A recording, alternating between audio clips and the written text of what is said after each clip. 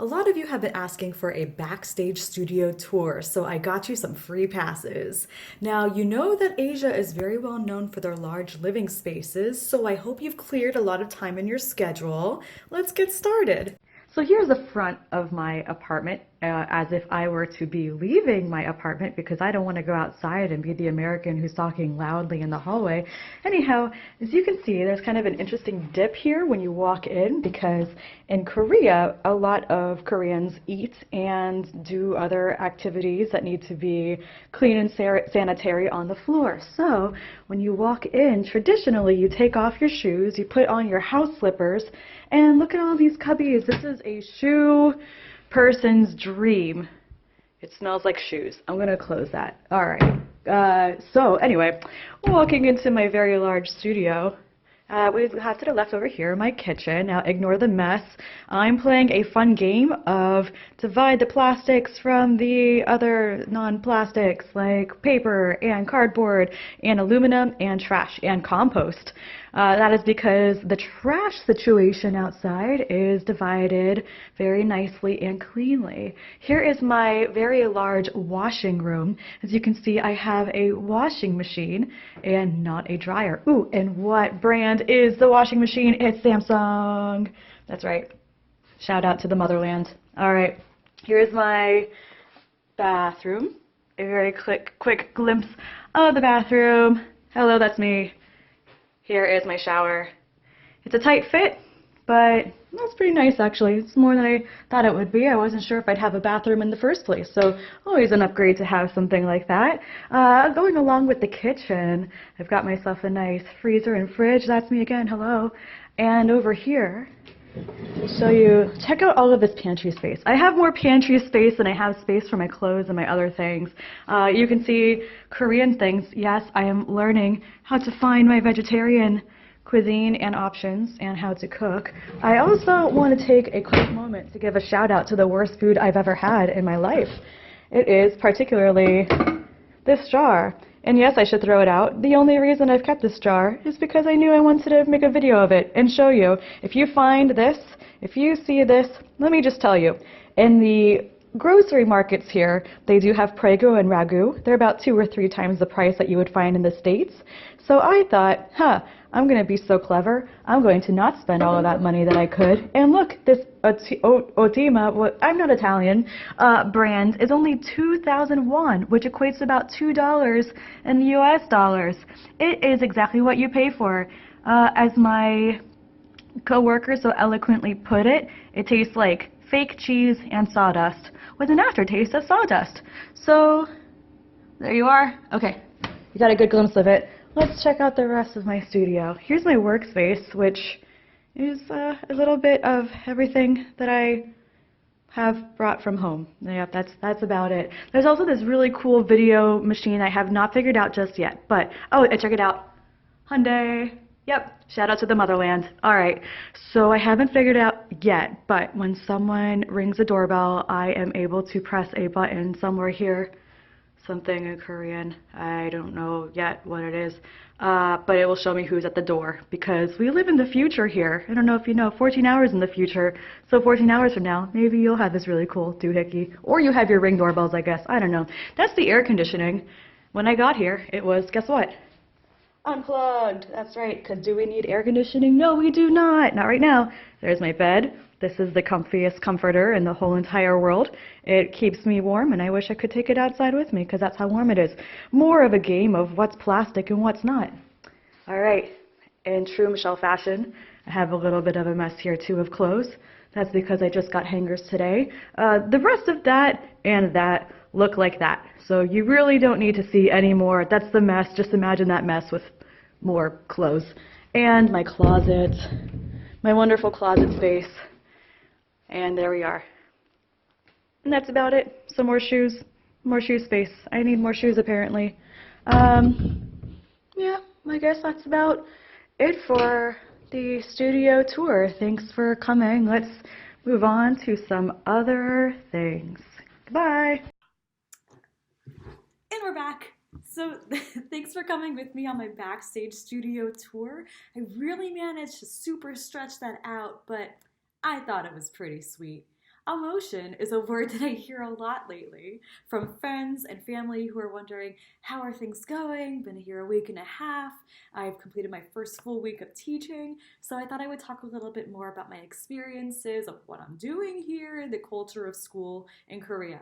So, to give you a little bit more background information, there are public schools here in Korea, of course, and then after school, parents may pay to enroll their kids into a sort of academy or cram school known as a hagwon. And I teach at a hagwon. Hagwons can be specialized in English or math, sciences, arts, basically anything that kids might be tested upon. And the kids go to school after school. Very long days for them. So let's see. One of the things that our school is very well known for teaching English and very well known for having native English teachers. So I mentioned in my last video, we have people come from the States, from Canada, Australia, South Africa, all over the place. And we come here to give the kids more exposure to our language. The Korean teachers focus more on the foundations of English, so vocabulary and grammatical skills, and then we come in and we engage them into more practice. We give them more conversational exposure. We reinforce the things that they're learning. So it's fun. We have elementary school kids and middle school kids, and I get to teach both. So it gives me a little bit more versatility and definitely keeps me on my toes because I always know what class I'm going into, but I never know what I'm going to get. One of the things, too, that is special about our hagwon is that the kids are divided by their proficiency in English. So I teach low proficiency and intermediate proficiency. My middle schoolers are all lower proficiency. So it can be a little bit of a challenge for both myself and the students. For me, I need to slow my speech down, speak more simply. I do a lot of visual cues, drawing things on the board or writing things down. And for the kids, every class is different, and every student in the class is different. Some of them have a great handle on English as a language, and some of them really struggle. So it's up to me to make that connection, to be able to observe the people, the kids who are struggling versus the kids who are totally with it, and to balance that class. I'm getting so many flashbacks of being in school just from my experiences, and I'm trying my best to be that teacher who brings energy to the classroom, but who also makes sure that these kids are learning, because that's what we're here to do. Wow. Some cultural similarities. So, fun fact, teenagers are teenagers wherever you are in the world. Who'd have thunk? There are some kids who definitely want to be there and some kids who really don't. Some cultural differences. Oh, cultural similarities. There are still kids who are very rowdy here. I had two middle school classes that are pretty rowdy. And then I have a few elementary school classes who have a lot of energy, but they're elementary schoolers, so can rein it in. They may get distracted by what's over there, or a butterfly, but we rein it in. There are no butterflies indoors in Korea, by the way. My middle schoolers, one of the cultural differences, and if you're a teacher in anywhere and you see this, please let me know, because I wonder if this is just Korea. But a lot of my middle schoolers will just stare, and it's really uncomfortable if they don't want to be involved, if they don't understand. One of the things here that's unique is Confucianism, and saving face is very important in Korean culture. So students may not want to speak for fear of making a mistake. They don't want to stick out, and they'll also speak very quietly when they're answering questions. So they'll speak quietly to answer questions. I don't know if you could hear that. Sometimes I have to put my ear right next to the kid, go, huh? But yeah, they don't want to be heard making a mistake. And then I have some students who are great, well, let's just put it like this. I'm still getting my feet wet, and that was very much last week. There are definitely kids who are great, and I can think of quite a few from my elementary school classes because I see them twice a week. My middle schoolers I see once a week. So it's one of the challenges is building rapport because I only see them once a week. And on top of that, I have probably 150 to 200 students total in my classes. I'd have to really sit down and look at my rosters and do the math, but it's upwards of that many. So learning names is going to be interesting for me. Connecting with the kids, it's just hit or miss. But it's only been a week, so it's only going to get better from here. I keep thinking about Stand and Deliver, and one of my friends, Alex, who would always go, "How do I reach these kids?" And that's how I feel a lot of the time.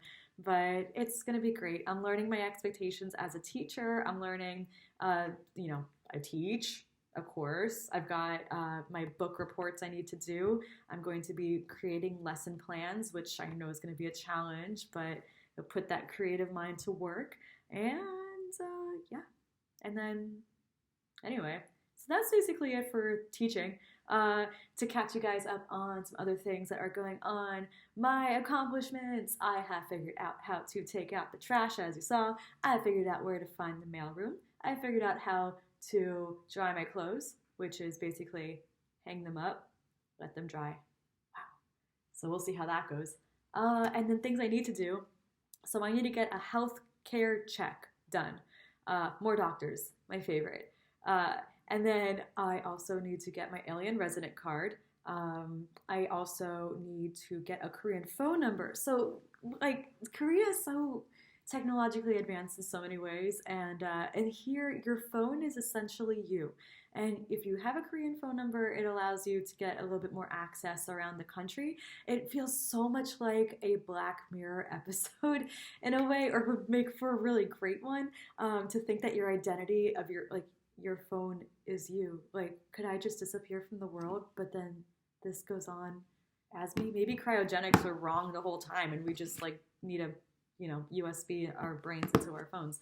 Anyway, that's kind of creepy. But I need to get a Korean phone number and a Wi-Fi egg because the Korean, okay, so the phone plans here are just as expensive as they are at home, and I don't want to pay for it. So a Wi-Fi egg is essentially a Wi-Fi hotspot that would follow me everywhere, and that's more my speed, like 17 to like 25-ish dollars a month. So that's what I'm gonna get. And then from there, we'll see. I'll have more information in my blog post, something a little bit different than what I talked about here. But thank you guys so much for watching, for all of your support. I love you all and I missed you all.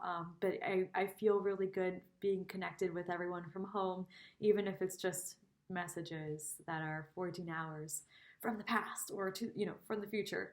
But yeah. All right. I will see you guys on another day. Thanks for watching. Goodbye.